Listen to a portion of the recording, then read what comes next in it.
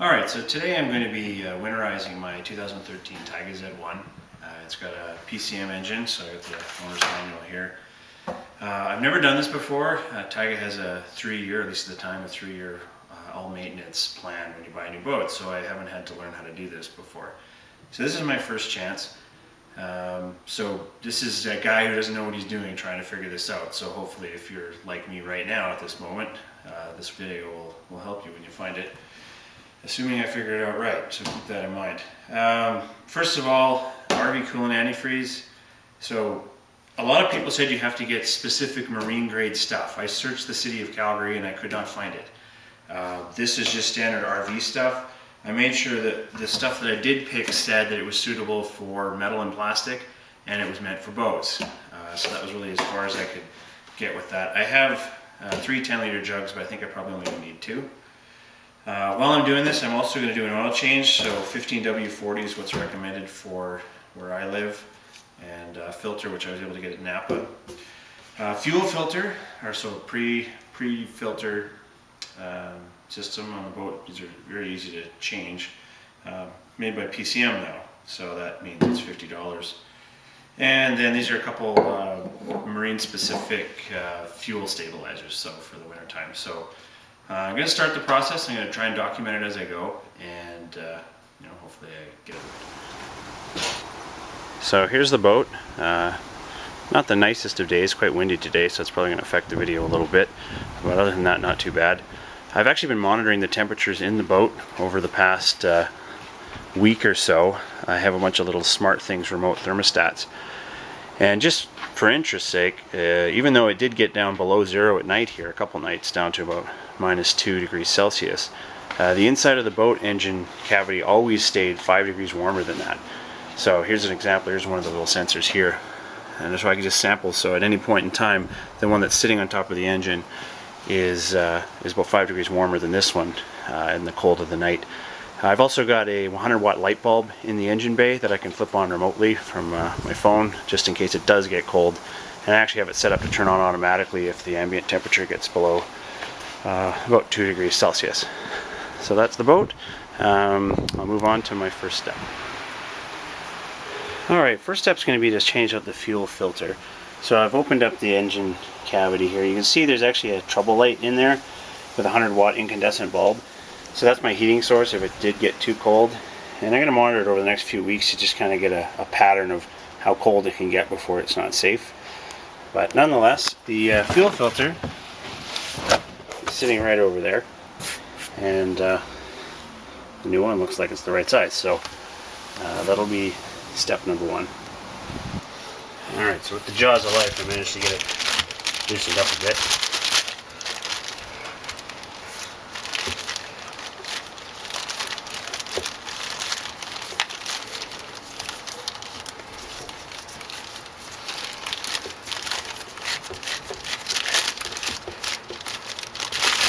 Smells like gas.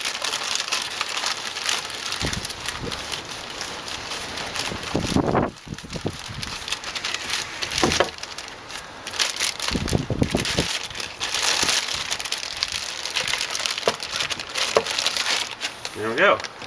Bag of gas. Guess that was successful. So next we'll put the new one on. I made sure the oil, the seal here is still on the old filter. So now we'll put in the new one. Tight squeeze down here.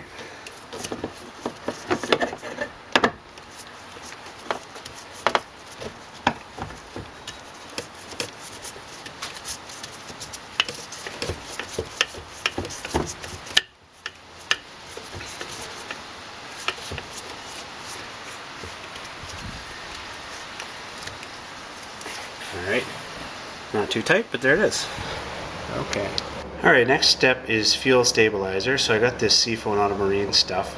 It's actually good for oil or gas, which I found strange. But each of these bottles, according to my mathemology machine, is about 63 liters of fuel it'll treat. The boat holds more than that, but I have 2 cans, so I'm going to dump them in, and then we'll go from there. Here's the first one. The boat has fuel inlets on either side, so I think I'll dump one on each side. Not that that really matters, but why not? So after this, I'm actually going to drive the boat over to the gas station and top it up. So it's going to give a chance for this stuff to really slosh around, mix up, and then mix with the new fuel. So when I do start the boat and warm it up, it'll be made sure that this will be throughout the fuel system.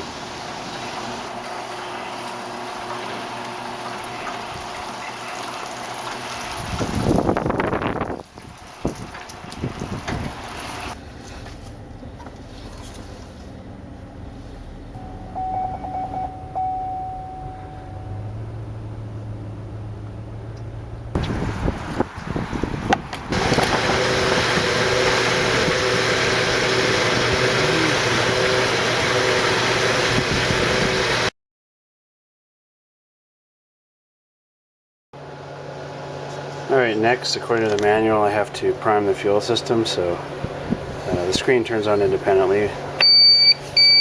I'll leave it on for, I think it was 10 seconds. I'll double check when I'm done here and do that 3 separate times to help refill that, that fuel filter with the new and improved treated fuel.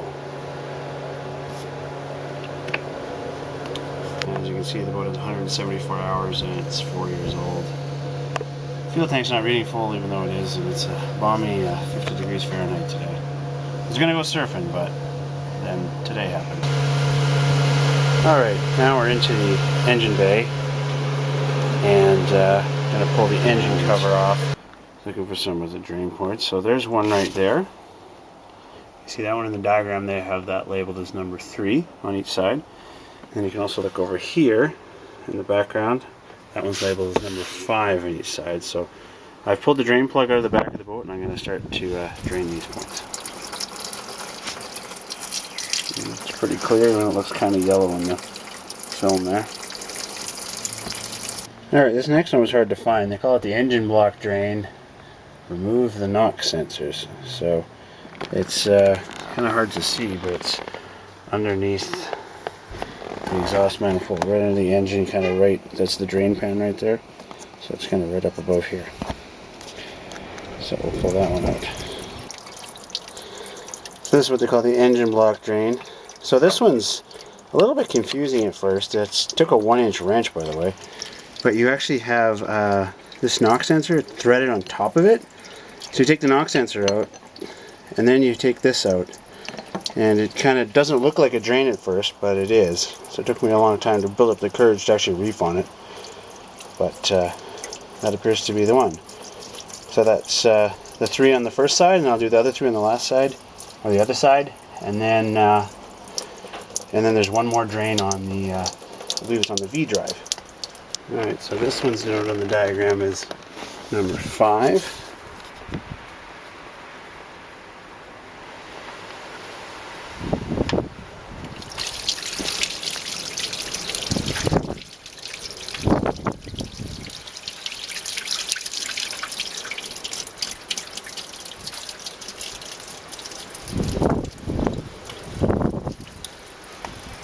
And just for reference on this one, that was an 18mm wrench. I discovered that these things are all metric, so I've kind of switched over to metric now. Alright, so I was actually incorrect. The final one is actually on the bottom of the water pump pipe, so that's this pipe here, and you can't see it, but it's down there at the very bottom. I'm not exactly sure what thread it is, but I can see it with my eyes, but you can't see it on the camera, but it's down there. Alright, it's draining. It ended up being an 18mm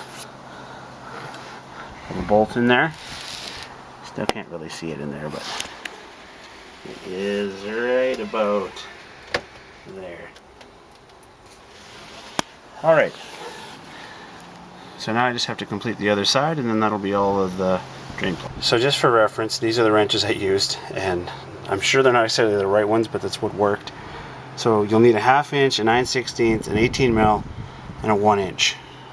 Chances are they are the metric equivalents, but I didn't have anything as big as a 1 inch in metric, so I had to go the other way and cram it in there in the cavity.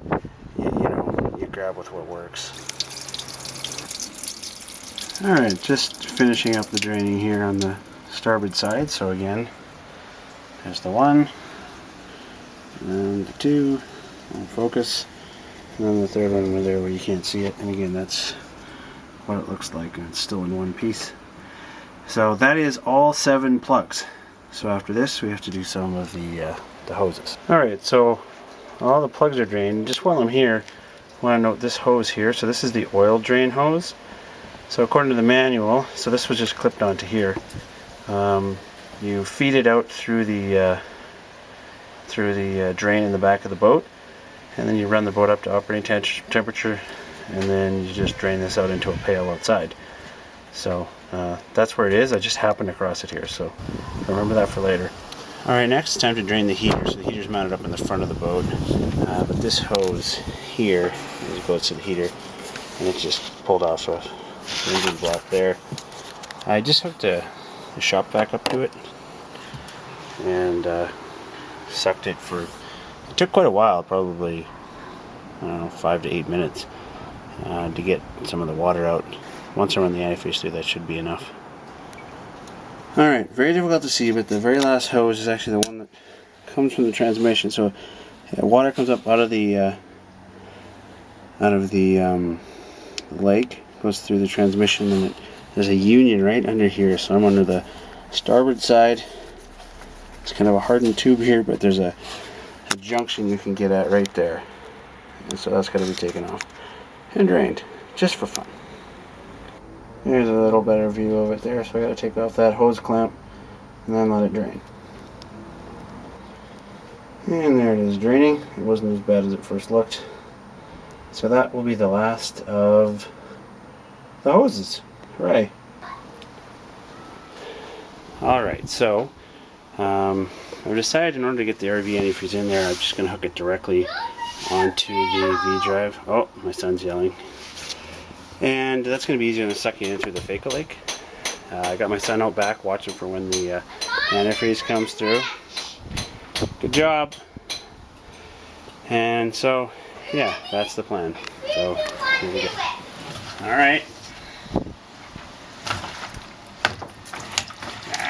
Get on there. Sort of great in practice. Alright. You ready? Can't reach the ignition from here. That's the problem. Hey, here it comes.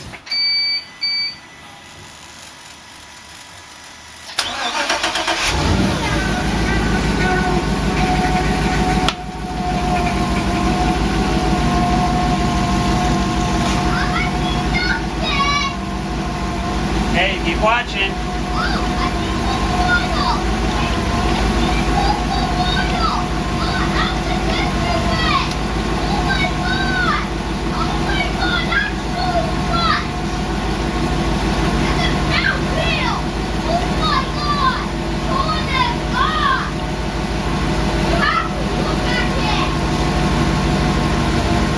Is there water coming out?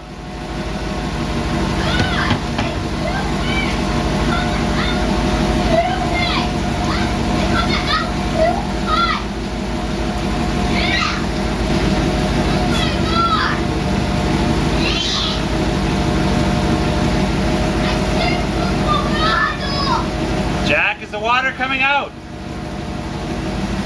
Jack, is there pink water?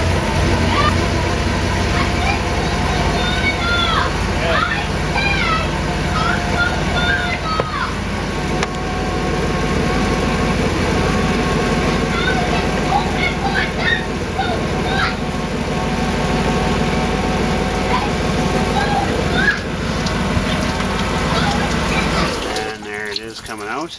We'll go look in the bucket. Yeah, there's lots in the bucket. There's so much coming out. Look! Is that right? Yeah. Don't really want it on the lawn, but oh well. Wow. Didn't capture it all in the bucket, but got a lot of it. The boat did not get up to operating temperature at all, so I don't think I can even change till the spring, which is unfortunate. Alright, so now with the engine completely winterized and the heater, I pulled out the ballast bags in the back. And what I'm going to do is I'm just going to dump, there's hard tanks underneath there, so I'm just going to take some of the recycled antifreeze that I came out of the back of the engine, and use it to winterize the ballast bags as well. There's the bags. I'll leave them out for the winter. Mostly just because it's easier to get in and out of there when they're not in the Alright, so now I'm going to add some antifreeze to the front bag. So this is actually the drain line, or the front of the vent line. Let's see how this works.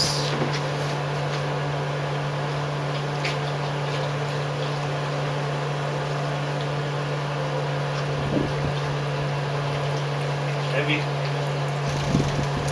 Alright, so lastly I jacked up the front of the boat really high so that any water that is in it's going to run to the back, drip out, as well as much more of the antifreeze is coming out. But also I want the discharge pumps on the ballast bags to have the red goo in it, so I'm just going to run each of the pumps just for a split second to cycle all the RV antifreeze through the various ballast pumps.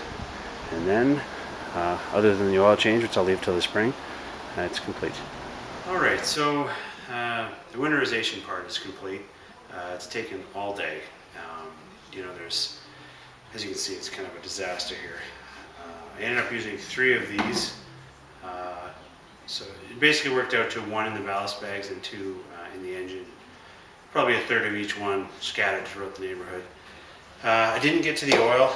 The reason why is I didn't expect that the antifreeze would run through that quickly. I thought the boat would heat up a little bit more, but it only really got barely past 60 or 70 degrees, which concerns me a little bit, just to make sure the whole engine, like the thermostat, open, but I think it'll be okay. So yeah, in the spring I'll do the new oil and the new filter. Overall there's 7 plugs that have to come out and 3 hoses that have to be taken off. And in this particular boat, you actually have to climb inside of it to do it. You can't just leave it over the edge. All of them are hard to get at. All of them use different size bolts or wrenches, hose clamps, you name it. It's challenging. It's definitely worth the $300 to pay somebody to do it. But that's how it's done. That's it. Hopefully it helps you out. Thanks.